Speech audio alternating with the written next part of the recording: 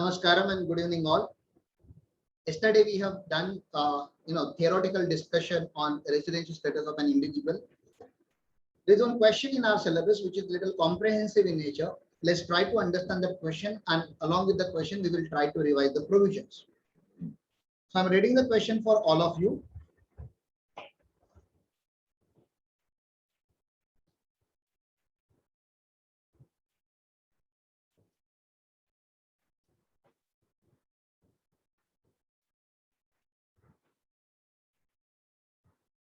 Okay. Question number 1, Miss Charlie, an American national. Miss Charlie, an American national. So far as citizenship is concerned, she is an American national. Got married to Mr. Radhe of India in USA. So their marriage is happening in USA, not in India. Radhe belongs to her husband, belongs to India, but that's okay. They are in USA right now. This happened as on 2nd March 2020. Now she came to India for the first time. This data is very, very important. That means stay before this date, stay before 2020 is 0 because she's coming to India for the first time, and she came to India on 16th March 2020. She left for, now please understand, she has come to India as on 16th March 2020. That is previous year 1920. 16 March 2020 falls in a previous year 1920. This is also very important. If you miss out this date, then you are going to make a horrible mistake in exam, and your answer will be completely opposite than the right answer. She left for USA as on 19th September 2020. So technically she was in India from 16 March to 19 September 2020. 19 September 2020 belongs to previous year 2021. Now she returned to India again. So they are trying to give you a lot of data. She returned to India again on 27th March 2020. Obviously, she was there in India till the year ending. Our year ending is 31st March 2021. So this is our year ending. So she again came back to India during the previous year and stayed for a few days. I don't want to read any other data which is given in the question. By reading this much data, please tell me her residential status. Everyone, please tell me.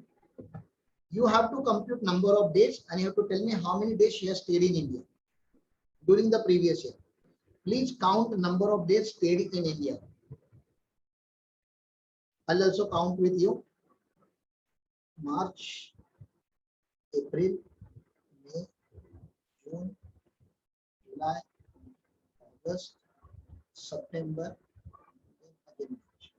Please compute number of days stayed in India. How many days she has stayed in India, please. Everyone try. March 27, 28, 29, 30, 31. 5 days in this month. September she had left India on 19, so here 19. August 31, July 31, June 30, May 31, April 30. 16 March to 31st March, this is 17 days. How many days she has stayed in India?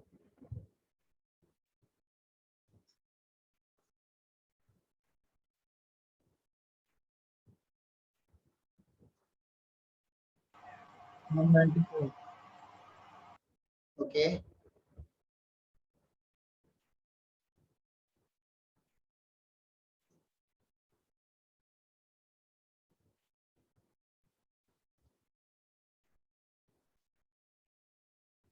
Any other answer by others? What others are doing? Please give me the answer. I got the answer from Amay.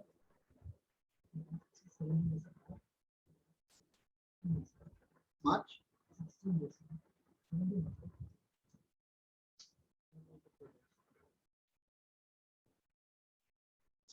March 16.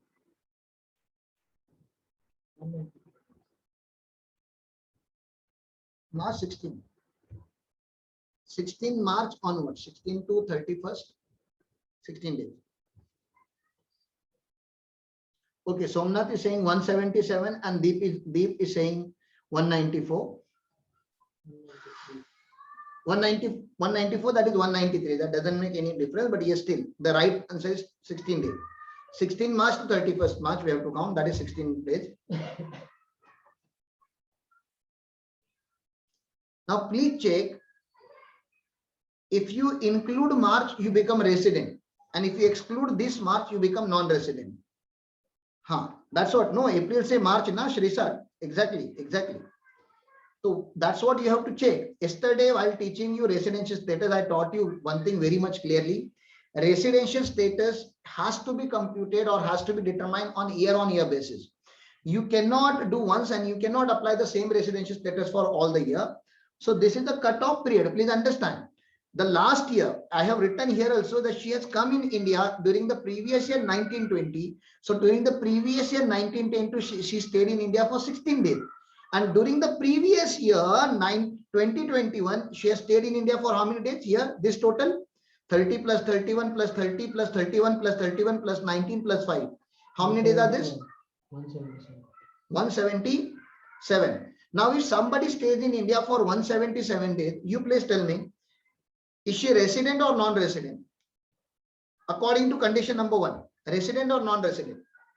Non-resident. Come on, what is the condition number 1? Stay of 182 days or more in India during the previous year, isn't it? So condition number 1 is not satisfied. So alternative condition, A condition is satisfied because A condition says stay of, here it is 182 days condition, that is not satisfied. Okay, stay of 60 days or more, that is satisfied because she has stayed in India for 170 days. But along with that, we have to satisfy one more condition, isn't it? 365 days during the 4 years. Now, 365 during the 4 years, she has stayed during the 4 years only for 16 days. Therefore, alternative condition number 2 is also not satisfied. Therefore, we can conclude it very rightly that she has neither satisfied first basic condition nor satisfied second basic condition. Therefore, she is a non-resident in India during the previous year 2021. Do you understand what I'm trying to say? Are you clear with the residential status at least? She is a non-resident. You cannot compute number of days from last March. That is the last year. You have to count from 1st April onwards till 31st March. Okay. If you mistakenly include last March also, then your answer will be wrong. Okay. So look at the presentation here. Under section 6(1), an individual is said to be resident in India in the previous year if you satisfy any one of the following conditions. First condition, he has been in India for a total period of 182 days or more, or he has been in India during the 4 years immediately preceding the previous year, like for 365 days or more, or has been in India at least 60 days in the previous year. 60 days is complied, but 365 days is not complied. If an individual satisfied any one of the conditions mentioned above, he is a resident. If both the conditions are not satisfied, the individual is a non-resident. Therefore, the residential status of Miss Charlie, an American national, for AY 21-22 has to be determined on the basis of stay in India during the previous year, that is PY 2021, and the preceding 4 assessment years. Her stay in India, so they have computed here, 1st April to 19th September is 172 days, and 27th March to 31st March is another 5 days. Total number of days stayed in India is 177, and therefore she is not satisfying the first condition. So total number of days stay in India during last 4 years, it is 0, 0, 0, and last year it is 16. So total number of days stayed in India during the 4 preceding years is 16 days. So what is happening, sir? Total stay of the assessee during the previous year in India was less than 182 days, and during the 4 years preceding, this year was only 16 days. Therefore, due to non-fulfillment of any of the 2 conditions for a resident, she would be treated as a non-resident for the assessment year 21-22. Now you tell me whether section 6(1)(a) can be made applicable to her. Can we apply deemed resident status here? Can we make section 6(1)(a) applicable here right now? A stateless person, a person who is not resident in any country. No, we cannot apply section 6(1)(a) because 6(1) is applicable only to Indian citizen, and she is not an Indian citizen. She is a foreign citizen. Okay. She is a foreign citizen. Therefore, section 6(1)(a), which is a deemed resident, we don't have to think about deemed resident because she is not an Indian citizen. All right, let's move ahead. Okay. After reading all this data, let's move ahead. Let me clear this content.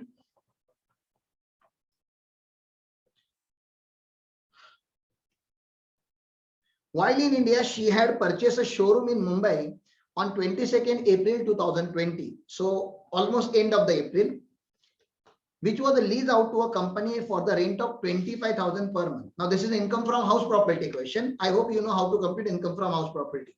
From 1st May 2020 to 31st March, 11 months you have to consider. 11 months you have to consider.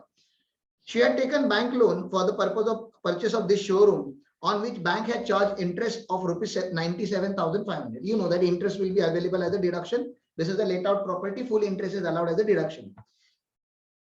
And then she has received cash gift from her relatives and friends during this particular year. Now gift also we have to consider from a parent of husband. Parent of husbands are the relative, parent of husband are the relative.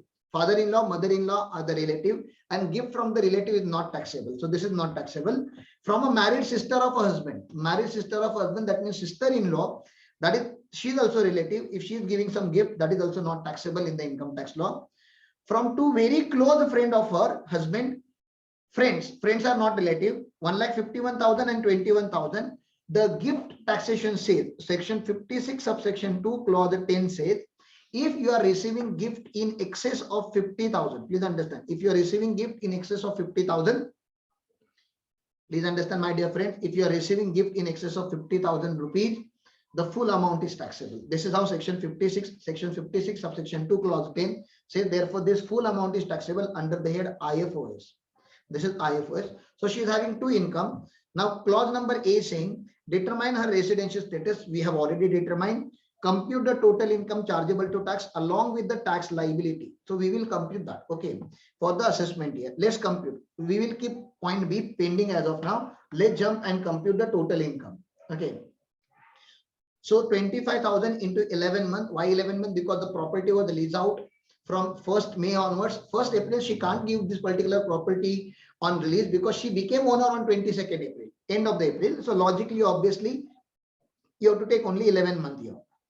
This is gross annual value. We don't have any data of municipal value, fair rent, standard rent. Therefore, whole gross annual value has been considered. Actual rent has been considered as the gross annual value, 2,75,000. From that, you have to subtract municipal taxes not provided in the question. Net annual value. From net annual value, two deduction, 30% standard deduction and interest on borrowed fund. Both the deduction A and B, clause A and clause B, both the deduction you will provide. So your income from house property is 95,000. Now cash gift.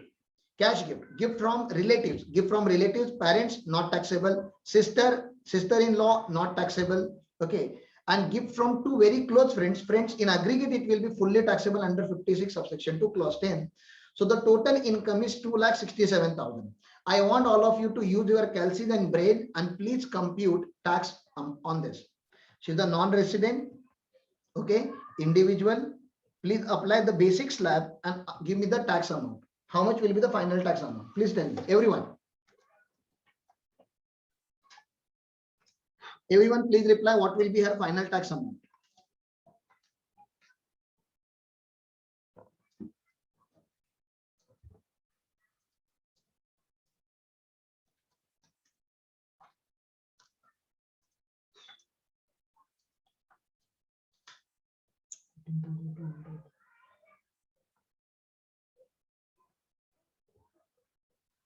Okay, I got answer from Somnath, Shirsat. Your answers are wrong. Please recompute. Suraj, okay.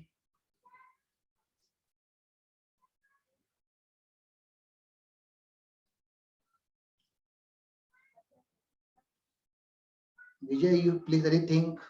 Om, please rethink. They just are not adding something. Till now, I have not received any right answer. So whoever has given the answer, please recheck your answer, rethink your answer. Pranal, Suraj, rethink your answer. This is incorrect answer. Small mistake.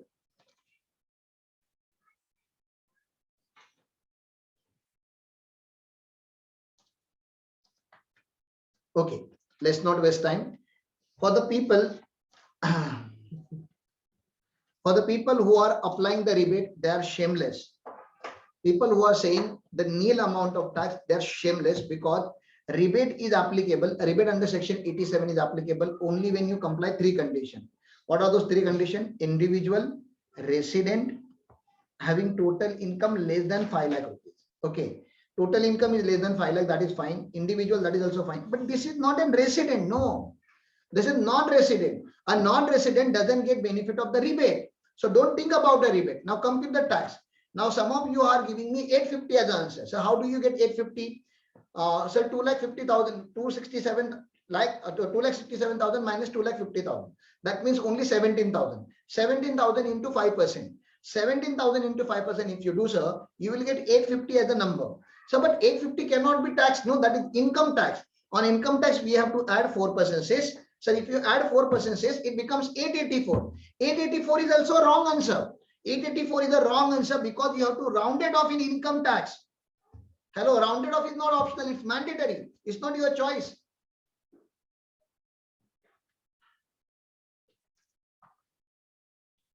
$850, then you have to add 34.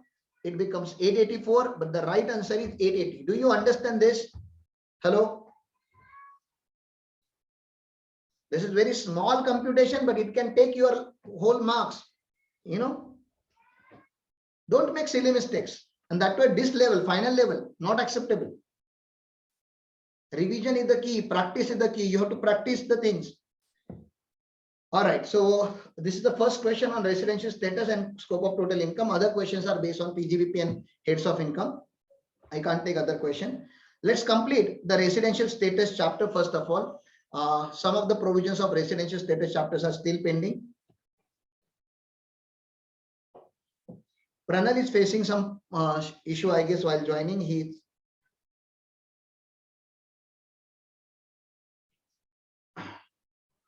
If you can call him and please tell him to, restart the phone or restart the laptop and again join, or check the internet connection. Residential status of HUF. Now, many people are having misconception that residential status of Hindu undivided family depends on Karta. Wrong. Residential status of HUF is not depending on Karta. No. Residential status I'm talking about.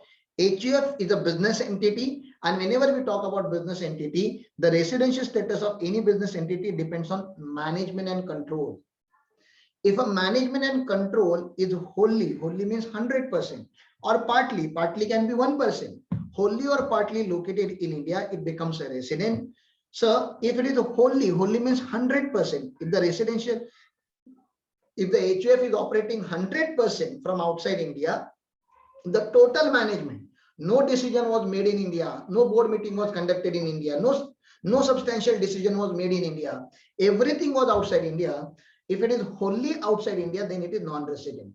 So residential status of HUF depends on management and control of HUF.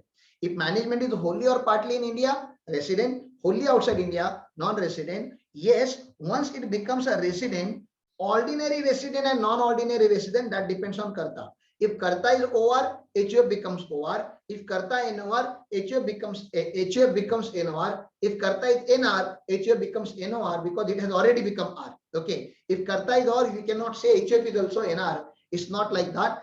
Residential status of HUF depends on management and control. Please understand this. Very, very important aspect. Next is highly important concept, but we cover it in international taxation. This is the international taxation, but I don't want to take it to international taxation and tell you everything about it. Just let's try to understand only basic things here. The most important concept here is place of effective management. Now, what is exactly place of effective management? What are the rules? What is the CBDT guidelines? Everything we will discuss in international taxation, not in domestic taxation. But let's try to have a basic understanding, because with this basic understanding, whenever I give you certain examples, you need to understand those illustrations in the study. Now, it will be very silly question if I ask you what is the residential status of Indian company. It will be a very dumb question, isn't it? I'm asking you what is the residential status of an Indian company. My question itself is having answer. Residential status of Indian company is always a resident. Always resident. Why, sir? Because it is an Indian company. Okay. But residential status of the foreign company, residential status of the foreign company depends on POEM. Now, why this POEM concept has come in India, sir? Why this POEM concept has come in India? So POEM concept has come in India because of tax havens. Globally, we are having tax havens. Say, for example, Mauritius. Mauritius is having no tax on corporates, or it is having 2% tax. Any country which is a small island is having tax rate like this only, 2%, 1%, 0.5%. So 2% tax. And in India, we are having 30% tax on an average. Now, given a choice, definitely I will not incorporate my company in India because India is charging 30% tax. I will try to incorporate my company in Mauritius and run my global operations from Mauritius. Okay. For Indian operations, I can pay tax in India, but at least whatever operations I'm doing outside India, whatever operations I'm doing in foreign country, at least foreign income will not become taxable in India. That foreign income will become taxable in Mauritius, and Indian income also may or may not become taxable in India because there will be India Mauritius DTAA. According to that, I will take the most beneficial rate. That is different thing, but just try to understand the Mauritius company is more beneficial from the tax perspective as compared to Indian company. Now, if you incorporate company in Mauritius, if you run company from Mauritius, then we don't have any problem. But only if on paper your company is Mauritius, but board of directors, management, everybody is in India. That means you are running the whole show from India. Only for paper document purpose, you are showing your registered office is in Mauritius. This is the game many foreign companies have already played with India. Now, from 2016 onwards, current government has brought very clear-cut amendment. No, it's not like that. You cannot play with government of India like this. So for foreign company, we will check place of effective management, And if POEM falls in India, even a foreign company can become resident. Please understand, if a POEM falls in India, if a POEM of a foreign company falls in India, even a foreign company will become an Indian resident company. And if POEM falls outside India, it will become a non-resident. So Apple is run from USA. So we don't mind it. It is a USA based company, management and control in USA, foreign company. Unilever is based in UK. So no problem. That is also foreign company. Honda, Hyundai, their head office or main companies are located in Japan. We don't mind. Okay. Foreign company. But if you are incorporating foreign company and running show from India, then even a foreign company can become Indian company. Sir, what if I incorporate company in India and run show from outside India? So Indian company always resident, where POEM in India, resident, where POEM outside India, that is also resident. To summarize this, I always say this so that you can keep it in mind very well. A memory technique is Swadeshi company, Swadeshi management. Please understand, Swadeshi company, Swadeshi management. This is the resident. Okay. Swadeshi company, Videshi management. This is also resident because company Swadeshi company. Okay. Videshi company, Swadeshi management. This is also resident. Why? Because foreign company, Indian management. Sir, but Videshi company, Videshi management, this is definitely non-resident. So out of four possible combination, in three combinations, company becomes a resident company. Only in one combination, it remains non-resident company. Okay. So this is for company, but definitely what is POEM, sir? What are the rules and regulations? The time will come when we will discuss about POEM in detail. Okay. OR and NOR is not applicable to company. So what about AOP, BOI, firm, local authority, etc., for other associates? Section 6 subsection 4 is applicable. For the other associates, firm and all, you have to check management and control. The rule is very simple, like we have already discussed in HUF. Wholly or partly located in India, resident. Wholly outside India, non-resident. OR, NOR, this concept is not applicable. So company assessee, firm assessee, LLP assessee, AOP assessee, either they can be R or NR. Only HUF, only individual and HUF. Only individual and HUF. HUF can be R and NR. And if they become R, they have to become OR or NOR. So OR and NOR rule is applicable only for individual and HUF. For all other companies, OR and NOR rule is not applicable. So here I end with my residential status and scope of total income basic chapter. Obviously, if you are having any concern, any queries, you are free to ask. I'm not able to take the questions from your intermediate module because it will consume a lot of time. I'm already giving time to the basics, which I would have not given. I should have considered you as a matured students and everything in individual, everything up to chapter 12. From my understanding, from my module, whatever handwritten notes you are going to get, from my module, chapter number 1 to chapter number 12 at least. Chapter number 1 to chapter number 12, this much understanding. Chapter number 11, chapter number 1 to chapter number 11, this 11 chapters you should have learned. From chapter number 12 onwards, I would have taken the pickup. But because you people have requested a quick revision, I'm doing the revision. I can't teach you everything in detail, every small aspect of it. I can't go slow. Please excuse me for that, because I have to cover maximum possible syllabus. Yeah. So if you are having any query, please ask. I'm pausing the recording so you can ask the query.